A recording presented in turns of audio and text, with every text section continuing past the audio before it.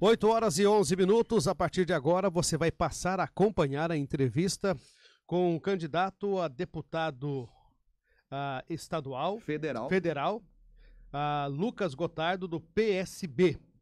Ele vai falar das suas propostas. Nós temos 25 minutos de entrevista, que também é transmitido pelo Clique Camboriú, e você acompanha na frequência 103,3 e pelo site conexão.fm. Candidato, 2 minutos iniciais para que o amigo possa se apresentar ao nosso público ouvinte da Conexão e também do Clique Camboriú. Bom dia. Bom dia a todos os nossos ouvintes, as pessoas que estão nos assistindo aqui através do Clique Camboriú. Muito obrigado pela oportunidade de poder estar me fazendo aqui presente na Rádio Conexão. Eu iniciei minha fala me apresentando, meu nome é Lucas, tenho 28 anos de idade, sou acadêmico de administração pública da UDESC, faço também direito na Univale. Eu fui guarda-vidas durante 7 temporadas aqui no nosso litoral de Balneário Camboriú. Estou como vereador, primeiro mandato, e hoje coloco meu nome à disposição para ser candidato a deputado federal pelo estado de Santa Catarina. Certo. O seu histórico dentro da política, Lucas, para que o nosso público possa também entender a sua participação.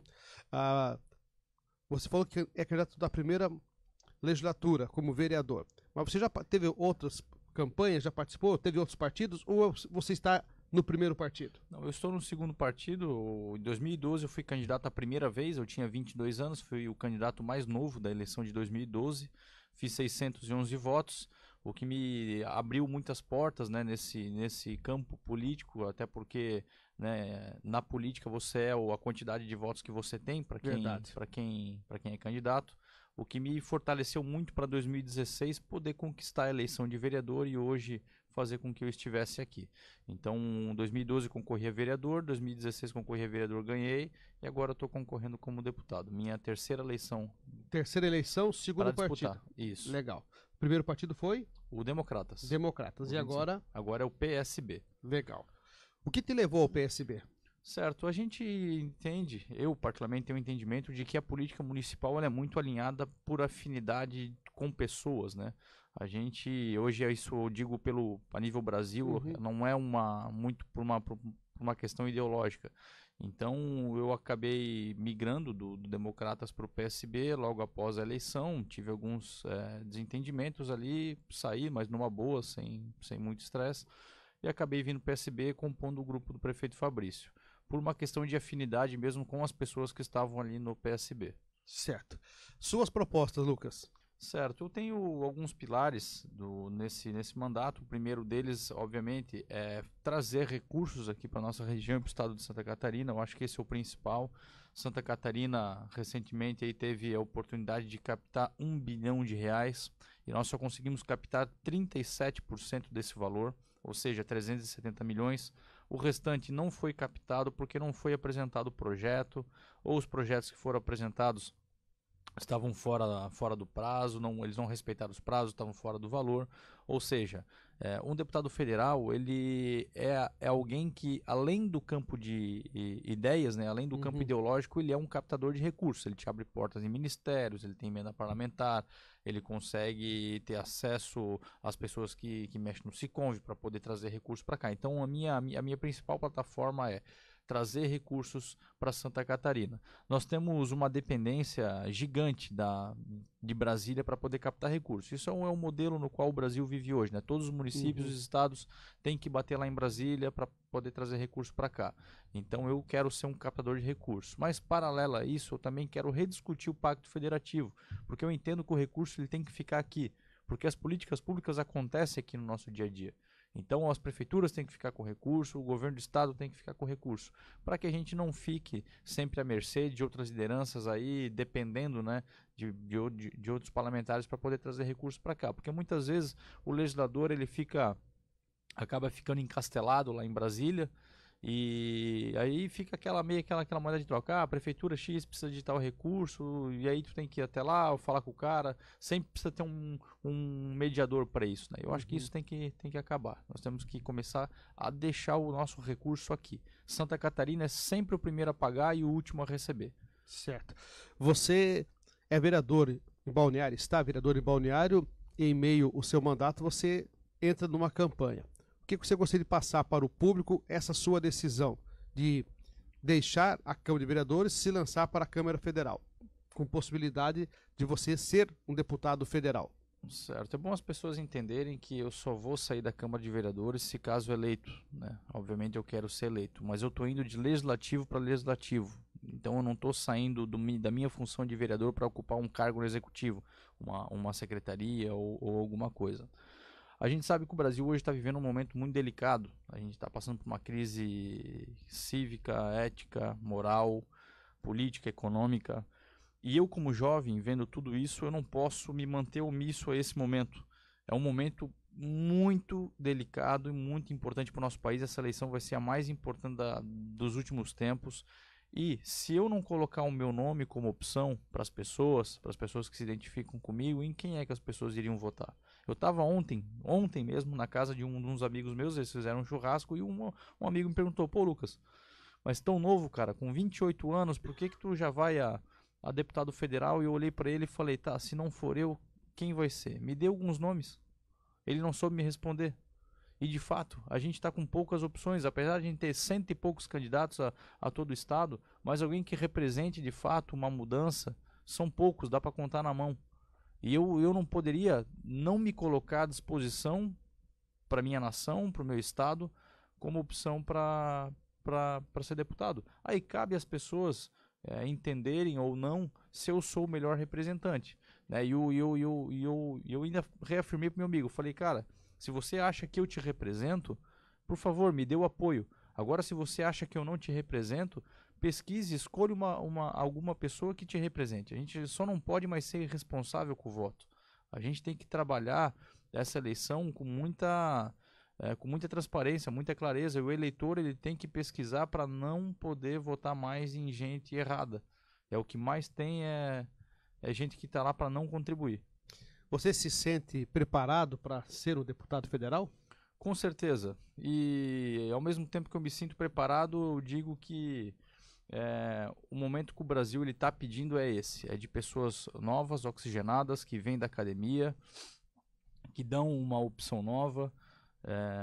Eu particularmente tenho trabalhado muito aqui em Balneário Camboriú. Eu visito as pessoas, visito os bairros, eu pondero as entidades de classe. E eu acho que quando a gente fala de nova política, é justamente isso: a gente poder organizar as nossas lideranças e dar voz e vez para as pessoas. Essa era do achismo, do político, não, eu acho que isso é bom para minha nação, eu acho que isso é bom para o meu país e tal, essa era acabou. Eu não tenho varinha mágica, eu não vou te vender fórmula pronta. E a pessoa que vem te vender a solução assim de imediato, porque eu vou resolver, ela está mentindo. O que nós temos que fazer é ter uma liderança que seja responsável, seja humilde, que descentralize as coisas para a gente poder empoderar as pessoas. Eu não tenho todo o conhecimento jurídico do mundo, mas o porquê que eu não posso chamar uma OAB para ser parceiro do mandato? Eu não tenho todo o conhecimento sobre urbanismo, mas por que eu não posso chamar o IAB para ser parceiro? Então, acho que nós temos que começar a fazer política dessa maneira, descentralizada, empoderando as pessoas, empoderando as entidades de classe, a sociedade civil organizada. E é o que eu tenho feito como vereador e é o meu compromisso como deputado federal. Política responsável. Fala-se muito na renovação, novo momento, o país precisa renovar. Fala-se muito da nova política, mas a gente entende e vê a política sendo feita da mesma forma, Lucas. Uhum. Do discurso, concordo, da maneira de fazer campanha, de buscar recurso para a campanha. E automaticamente, querendo ou não, o pessoal vem comentar, pensei que tu não vai para candidato, mas desse jeito de fazer política, eu já saio um candidato comprometido, vou fazer o quê com o povo? Primeiro tem que pagar as contas da campanha. É verdade. Eu falo assim, fazer nova política, fazendo a velha política, não vai ser novo nunca. Uhum. É só a fala, porque na prática é outra realidade, Lucas. Concordo contigo. Tu tocou num ponto muito importante, mas eu vou deixar tu concluir a fala e depois eu vou complementar. Não, na verdade, eu queria que você pudesse passar para a gente de que forma fazer uma nova política, sair desse sistema, porque o candidato, por mais comprometido que ele seja, mas imagine só, se ele ganha doação de campanha, de amigos, de empresários, se ele recebe um suporte financeiro, essas pessoas depois vão bater na porta dele. Paga como? Com cargo de confiança. Paga como? Indicando para alguma licitação, abrindo alguma empresa. É assim. Infelizmente é assim. E essa maneira de fazer política não vai tirar o Brasil do mundo da lama da corrupção que está. Eu concordo contigo e eu quero fazer um convite tanto para você, tanto para as pessoas que estão nos ouvindo e nos assistindo. Olhem o site do TSE e vejam quem está pregando nova política e quem está recebendo fundo partidário. O meu partido recebeu o fundo partidário e eu não aceitei. Tá? Teve candidatos que receberam 500, 300, 100 mil reais. Eu não peguei o fundo partidário. Eu estou fazendo campanha com os meus próprios recursos. Isso está um dado publicado no TSE. Entendo que falar que vai cortar privilégio, falar que vai fazer nova política, né, falar que vai mudar o mundo, isso aí no discurso é muito fácil. Agora eu quero ver tomar decisão difícil, cortar na carne. Eu não peguei o fundo partidário, estou fazendo estou fazendo campanha com os meus próprios recursos. Dentro dos próximos dias eu vou organizar um churrasco com os meus amigos para arrecadação de fundos, cada um vai dar 50, 100 reais, eu vou oferecer uma janta simples ali, mais para a gente arrecadar, vai ser uma arrecadação já comunicada ao TSE, tudo declarado, tudo certinho, tudo como tem que ser feito, porque se eu quero fazer uma nova política lá em Brasília, eu já tenho que começar pela campanha. Inclusive, também, muito se fala agora, o discurso da moda é o fim dos privilégios, né? Todo mundo cortando privilégios. Mas quem assinou uma carta aí, publicou nas suas redes sociais renunciando a esses privilégios? Eu renunciei. Eu renunciei ao auxílio moradia, o auxílio saúde, o paletó, o auxílio sapato e todos esses penduricalhos aí que um deputado federal tem. Porque eu entendo que é injusto com o povo brasileiro que ganha 4, 5 salários mínimos ter que sustentar sua família, levar o filho para a escola, pagar um plano de saúde particular, né? E ainda ter que poder viver a sua vida. E um deputado federal com seu salário hoje de 25 mil reais, aí, ele não conseguiria dar conta de tudo isso? Óbvio que conseguiria. Então a gente tem que começar a cortar na carne, né? Eu acho que o salário ele é importante, mas esses penduricalhos aí nós temos que começar a pôr começar a pôr um ponto final nisso aí, mas as pessoas têm que olhar esses discursos e ver quem realmente está fazendo. Porque muita gente jovem aí está vindo aí com o discurso, nova política, renovação, isso, aquilo, mas a hora que chegou o fundo partidário, é o primeiro está batendo na porta lá para pedir. A hora que fala sobre fim de privilégio, coisa e tal, mas ninguém vai lá assinar uma cartinha, deixar no Facebook ou dar uma entrevista na rádio dizendo que vai renunciar a isso. Tá registrado aqui, vocês podem me cobrar depois, isso aqui fica gravado. Mas para isso acontecer, vai precisar que os demais também aceitem. Vai passar. Não, acho que cada um faz o seu. Eu vou fazer a minha parte. Mas se eleito for, isso não é um projeto que tem que passar pela Câmara para ser... O projeto sim, mas eu posso abdicar do meu. Eu posso ir lá no RH e falar, eu não quero isso aqui. Certo. Entendeu? Seria uma iniciativa do próprio candidato. Uma iniciativa própria. Essa sua já está lançada. Vou começar a dar o próprio exemplo. Isso aí, nos próximos dias até vou lançar um vídeo falando sobre isso. Então já vou começar dando exemplo. Pena que a moda não vai pegar. Pois é, mas a nossa parte... O bom seria que pegasse, né? A nossa parte lógico, com certeza. E a sociedade está de olho. Hoje eu fico feliz porque há muito tempo atrás, quando saía da aula e tal, para conversar com os meus amigos, quando eu falava de política, eu era o chato da roda. Né? Tá falando de política de novo. E hoje não. Hoje as pessoas me procuram para conversar. Então tu vê que as pessoas estão antenadas. Olha que coisa bonita isso. Né? Isso faz pouco tempo, 4, 5 anos atrás, não se conversava tanto de política como se conversa hoje. Hoje tem interesse em saber como é que funciona a política. Todo mundo tem o acesso à informação, todo mundo tem internet em casa, consegue mexer, sabe manusear o site do TSE, do TRE, então ninguém mais é bobo. Né? Para quem acompanha o PC no rádio e na TV, sabe que eu tenho uma maneira de analisar. O candidato, você pega o candidato e olha se ele foi bom para a cidade ou a cidade foi boa para ele. Você pega o candidato, olha o Estado, vê se o Estado foi bom para ele ou ele foi bom para o Estado. Olha o Brasil, vê se o Brasil foi bom para ele ou ele foi bom para o Brasil. Você fazendo essa analogia, com certeza você vai também tirar as suas dúvidas. Concordo. Como combater a corrupção, Lucas? O que você pretende fazer? Porque hoje, infelizmente, a política foi levada para um mar de lama, em virtude do que aconteceu no passado e vem acontecendo aos longos dos anos. Todos vêm para mudar, renovar, acabar com a corrupção, reduzir impostos. Essa é a linguagem. Eu estava acompanhando o pessoal fazendo enquete, perguntando para o povo o que o povo quer. O que o povo quer sempre. Pediu segurança, saúde, educação, até bater na mesma tecla. As campanhas são baseadas em cima de saúde, segurança, educação, redução de impostos, geração de emprego. É o que se fala, é o que se prega.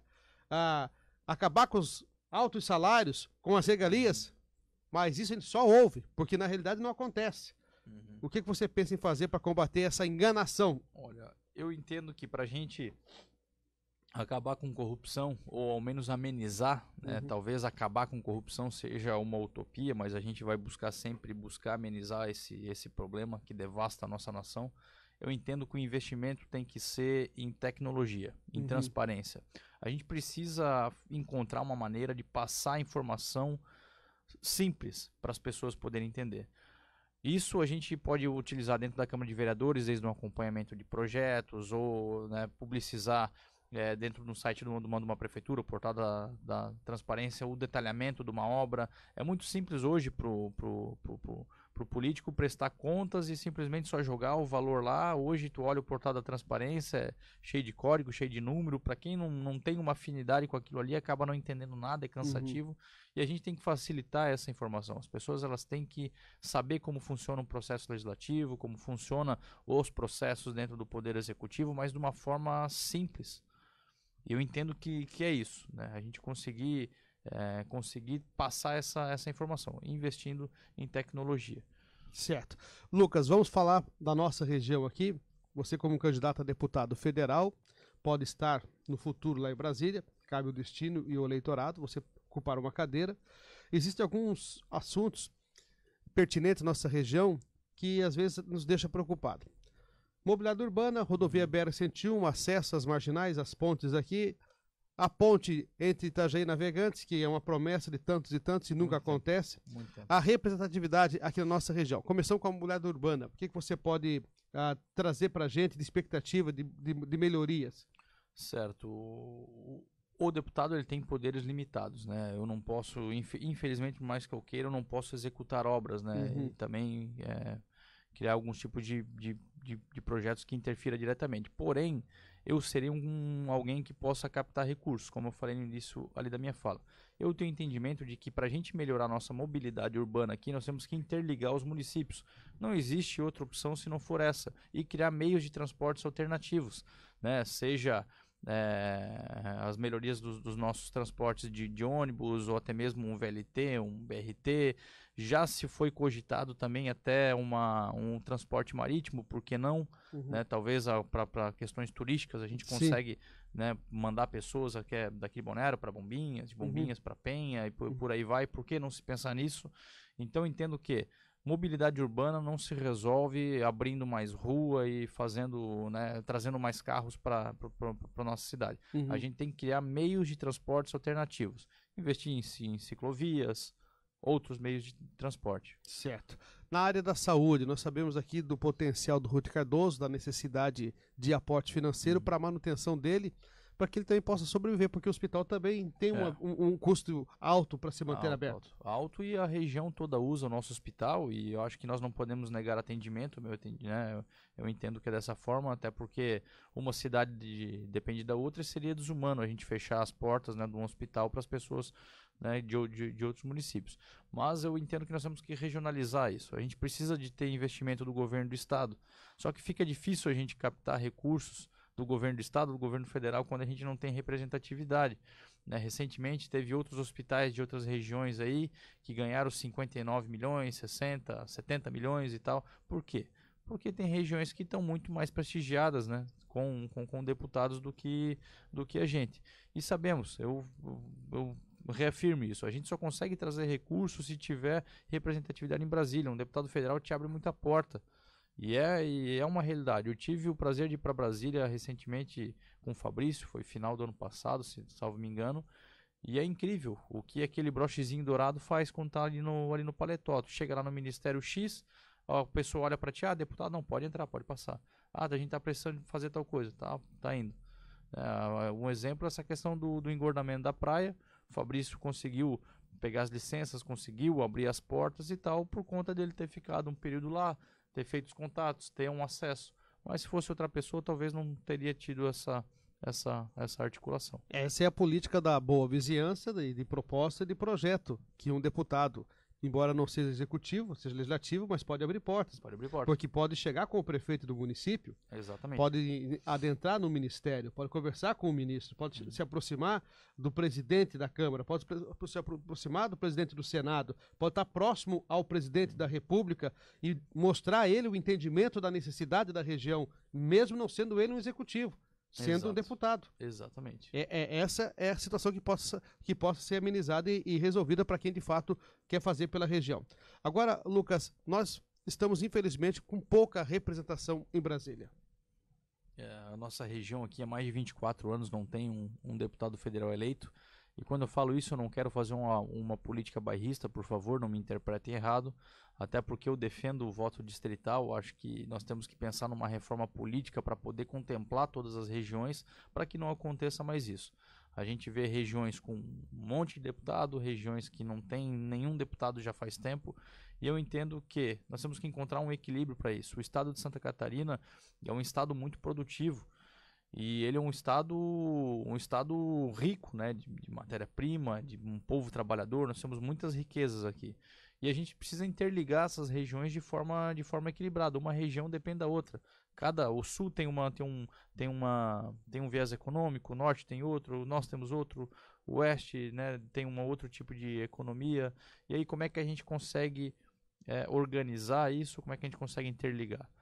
Através da nossa representação. Eu acho que o estado de Santa Catarina ele é completo, nós temos diversas coisas aqui, e o que nós temos que fazer é potencializar isso. Certo. Para quem está nos ouvindo, nós estamos entrevistando aqui o Lucas Gotardo, que é candidato a deputado federal pelo PSB. Para quem deseja conhecer mais a sua política de campanha, como é que faz, Lucas? lucasgotardo.com.br. Por favor, eu faço questão que todos que estão ouvindo acessem o meu site, olhem as propostas, sabem quem é Lucas Gotardo, o que eu faço. Peço que revirem a minha vida, olhem tudo que for possível, entrem em contato com a gente se tiver alguma dúvida.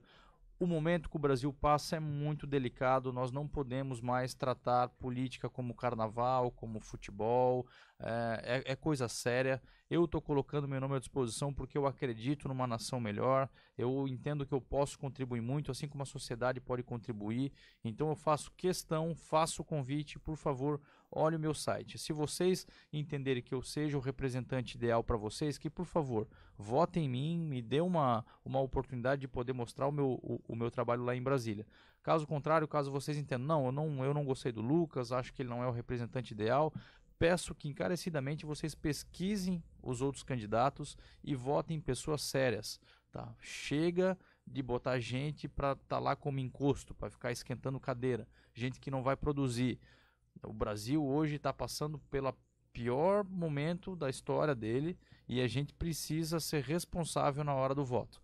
Então, por favor, povo brasileiro, vamos ter responsabilidade na hora de votar. Seja o Lucas, seja fulano, seja ciclano, a gente precisa escolher pessoas boas, pessoas sérias e que vocês tenham conhecimento dela. Certo. Então agora, para encerrar nosso programa, 2 minutos para que o candidato possa se dirigir ao eleitorado, inclusive divulgando o seu número. Certo. Eu quero aqui pedir o voto e o apoio para todas as pessoas que estão nos ouvindo, estão nos assistindo. Meu nome é Lucas Gotardo, sou daqui de Balneário Camboriú, tenho muita vontade de mudar esse Brasilzão. Peço o voto para vocês, meu número é 4004, é a primeira vez que eu estou concorrendo como deputado federal. O Brasil está precisando de uma oxigenação. Além disso, uma oxigenação com qualidade. Eu me sinto preparado para essa responsabilidade e quero representar você lá em Brasília. Por favor, me pesquisem e me deem essa oportunidade. Meu muito obrigado, um abraço. Tá certo, Lucas. Obrigado pela sua participação. O candidato Lucas Gotardo vai estar dando uma entrevista exclusiva agora nos bastidores aqui da emissora ao Clique Camboriú. Ele participou com a gente nesta quinta-feira, trazendo as suas propostas dentro do nosso quadro Eleições 2018, Você Vota e a Conexão FM confirma. Muito bom dia, você acompanhou uma entrevista agora há instantes, uma entrevista com o Lucas Gotardo, ele que é vereador e também é candidato a deputado federal, e eu estou com ele aqui nos bastidores da Rádio Conexão para uma entrevista exclusiva com o candidato. Lucas, você é do PSB, a gente presenciou aí um acontecimento essa semana em Santa Catarina, com o PSB de Santa Catarina, que o prefeito de Chapecó ele foi expulso do partido. O partido, a Executiva Nacional, né, tomou uma atitude extrema de excluir, de expulsar um membro um prefeito ainda eleito do PSB por ter declarado voto no Bolsonaro. Isso não é uma ditadura, não é uma atitude muito extrema do seu partido? Imaginar que você não pode declarar, de repente, eu não sei em quem você vai votar, mas não pode declarar apoio a nenhum candidato de direita, nem no Bolsonaro, nem no Amoedo. Isso não é, você não acha que é uma atitude extrema do seu partido? Pois é, eu fiquei um pouco chateado, até porque o Buligon é meu colega, eu conheço ele, uma pessoa séria, né, tem feito um trabalho muito bacana lá no Oeste. Eu tentei contato ontem com o nosso presidente estadual para saber qual foi o real motivo, o que houve, não consegui contato, até porque eu não sei se existia um acordo com o partido a nível nacional, se podia apoiar candidato X ou não podia. Fui pego de surpresa, até quando eu abri o meu WhatsApp ali na hora, quando mandaram, tu viu que o Buligon foi expulso do partido, eu achei que era um fake news, mas depois eu fui pesquisar, liguei para o pessoal de Chapecó, não só confirmaram que era verdade, mas estavam tentando resolver, enfim, ficou meio cinza assim o cenário, tentei contato e não consegui, mas eu de fato acho que é complicado, infelizmente às vezes tem algumas diretrizes do partido de não dar apoio e tal. Eu não sei qual foi o tipo de apoio que ele deu, se foi através do vídeo, se foi algum tipo de comentário ofensivo, não cheguei a ver, mas eu entendo que eu acho que a democracia, a liberdade de expressão, a tua escolha do indivíduo, seja fulano, seja ciclano, ela tem que ser respeitada, né? Se eu acho que o Buligon tinha uma opção pessoal dele como pessoa, para escolher o candidato a presidente dele, eu acho que tem que ser respeitada. Se existir alguma determinação vinculada a partido, ele dizendo, sei lá, o PSB de Chapecó apoia tal pessoa, aí o partido ele pode tomar algumas providências, por mais que eu não concorde, nós temos que respeitar ambos os lados, né? E você está se candidatando a deputado federal, sendo eleito, você vai estar votando pautas federais. Em temas bastante polêmicos, como, de repente, a legalização do aborto, a legalização de arma, a maioridade penal, diminuição da maioridade penal, entre outros assuntos tão polêmicos, né? E sendo o PSB um partido declaradamente de esquerda, que vota pautas de esquerda e que tomou essa atitude que tomou essa semana, já demonstrou que é um partido que está fechado, né? Com as suas pautas devidamente fechadas, provavelmente eles seja um partido que não abra a questão, não deixa o seu deputado votar sozinho, tem que fechar a questão com o partido. Como é que, nessa questão das pautas nacionais, como é que vai ser a sua postura diante de votar num tema polêmico como esse? Certo, você tocou num ponto extremamente importante. Primeiro que essas pautas, além de polêmicas, né, elas têm que ser tratadas com responsabilidade. E quando eu falo tratar com responsabilidade, é de fato construir isso de alguma forma técnica. Seria muito irresponsável da minha parte eu dizer que só dar um sim ou não por essas pautas que são extremamente delicadas. O partido tem um posicionamento, mas eu tenho o meu posicionamento pessoal também. Tem coisas que eu concordo, coisas que eu não concordo. Eu acho que o novo momento político que o Brasil tem vivido tem que ser respeitado isso. Por mais que às vezes eu não concorde com uma posição do meu partido, acho que o partido também tem que entender que dentro da minha região, dentro do meu estado, as pessoas têm um pensamento diferente, têm uma cultura diferente, e o que não se aplica para todo o resto do Brasil. Eu já falei isso, vou seguir as minhas convicções, vou seguir o que o meu povo catarinense quer, até porque eu sou aqui do estado de Santa Catarina, tenho os meus valores, tenho as minhas virtudes, e isso tem que ser respeitado. Mas você sabe que se o partido fechar questão diante de um assunto, o deputado ele não pode ter um voto particular, né? Ele tem que ter um voto de acordo com o seu partido. No caso, as suas convicções elas estariam abaixo da decisão do partido, não estariam?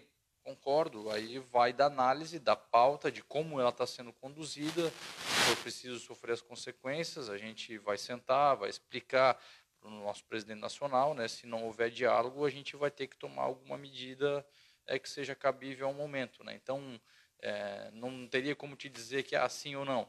A gente tem que analisar o contexto ali do momento para poder tomar a decisão mais correta e mais acertada. Irresponsável eu não vou ser, pode ter certeza. E você sendo eleito, você vai ter direito a vários benefícios, entre eles auxílio moradia, auxílio paletó, entre outros auxílios, passagens aéreas, enfim.